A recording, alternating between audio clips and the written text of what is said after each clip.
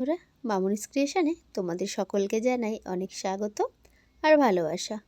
যে যেখান থেকেই আজকের ব্লগটি দেখছো, সকলকে অনেক ধন্যবাদ জানিয়েই আজকের ব্লগটি স্টার্ট করলাম। কেমন আছো তোমরা সবাই? আশা করছি তোমরা সবাই খুব ভালো আছো এবং সুস্থও আছো।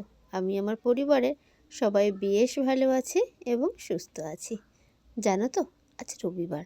আগের দিন রাত্রেবেলায় না সবাই মিলে আর কি আলোচনা করেছি যে পিকনিক করব, হঠাৎই করে রাত্রেবেলা যেহেতু সব কিছু ঠিকঠাক করেছি, কিছুই তো বাজারঘাট কিছুই ছিল না জানো তো। সকালবেলা ঘুম থেকে উঠে সকলের কাছ থেকে টাকার পয়সা নিয়েই বাজারে গিয়েছিল। আমার তো যাওয়ার সময় হয়নি, আমার বাড়িতে একটু কাজ ছিল বলে আরও যেসব পিকনিকের আর কি সদস্যরা ছিল তারাই আর কি বাজারটা করেছে। আর তারপর বৌদিরা এলো, এসে সবজি একটু কেটে দিয়ে গেল। আর আমার ছেলে দেখলেই তো উনুনটা করে দিয়েছে। জানো তো, আমাদের না মাঠে গিয়ে পিকনিক করার কথা ছিল, কিন্তু বাজার করে সব কিছু গুছিয়ে গাছিয়ে বাড়িতে এনে এক জায়গা করতে তখন ঘড়ির কাটাতে প্রায় 10:30 পৌনে 11টার তারপর মতন তোমরাই বাজলো। বলো। ওই যে অত বেলাতে গিয়ে মাঠে গিয়ে জ্বালান ভেঙে পিকনিক করে, বাচ্চাগুলোও ছিল অনেক, কখন খাবে বলো। সেই ভাবনা চিন্তা করেই আর কি আমাদের এই কলপাড়েই আর কি রান্না বান্না শুরু করেছিল। ভেবেছিলাম যে উঠানের মধ্যেই রান্নাটা করব, কিন্তু চারিদিকে আমার ফুল গাছ হয়েছে না, আর উঠানের মধ্যে সবাই একটু খেলছে ঘুরছে, সবজি কাটাগুলো হয়েছে, সব মিলিয়ে টিলিয়ে উঠোনটা আর কি বন্ধ। ওই জন্য এই ধারের দিকে আর কি পরিষ্কার করা হয়েছে পিকনিকটা করার জন্য। এমনি পরিষ্কারই থাকে, তার মধ্যে একটু ঝাঁট দিয়ে আর কি পরিষ্কারটা করে নিয়েছি। এখানে দেখো রান্নার মহা তোড়জোড় চলছে। ভাতটা তো হয়েই গিয়েছে, তোমরা দেখলে ভাতটা। হ্যাঁ, তোমাদের তো বলাই হয়নি আজকের আমাদের পিকনিকের মেনু কী।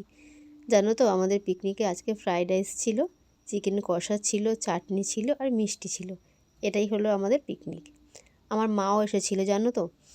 আমার মা ভাবলো, মাকে বললাম যে মা তুমি বাড়িতে রান্না করবো, খাবে না তুমি পিকনিকেই খাবে? মা বললো না, অনেক বছর পর পিকনিকে এসেছি, সেখানে পিকনিকেই খাবো, দেরি হয় হোক। আবার জানো তো চলেও যাবে, সেই জন্য আর কি বলেছিলাম যে আমি বাড়িতে রান্না করে দিই। বললো না, দেরি হয় হোক, আমি পিকনিক করব। সেই হিসাবেই আর কি বসা। দেখো সবাই সবার কাজে আর কি ব্যস্ত।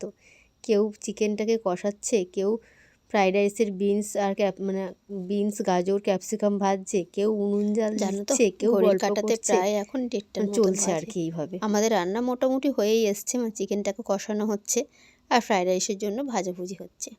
আর এই যে দেখো, এই দিকে আমার জামরুল গাছটা এত বড় হয়েছে কিন্তু ফল দিচ্ছে না। যাই হোক, চলো, অনেকক্ষণ অপেক্ষার পর আর কি রান্না বান্না কমপ্লিট। ঘড়ির কাঁটাতে না এখন প্রায় 2টো মতন বাজে, 2:15 কি 20 হয়তো হবে, ঠিকঠাক আমি দেখিনি।